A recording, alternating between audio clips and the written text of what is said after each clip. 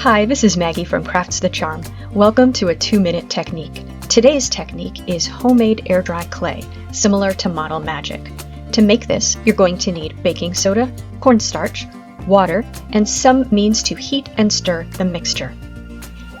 Take the baking soda, cornstarch, and water in proportions 2 parts baking soda to 1 part cornstarch and 1 part water, and mix them together in a pan over medium heat. Here I'm showing you the entire process so you can see the mixture go from liquid to clay. It's sped up 4 times. The actual process took about 3 minutes.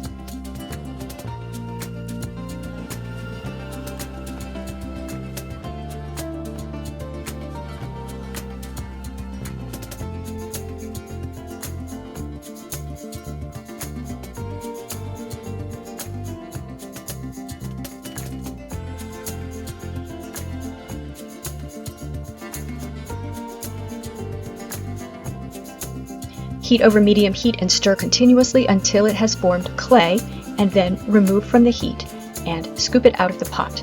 You might want to allow it to cool a little bit before you begin kneading it. You might also need a little bit of extra cornstarch while you're kneading it.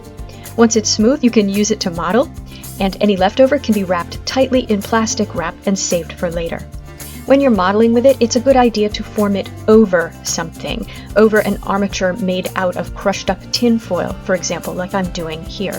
That's because air dry clay has a tendency to crack when it dries.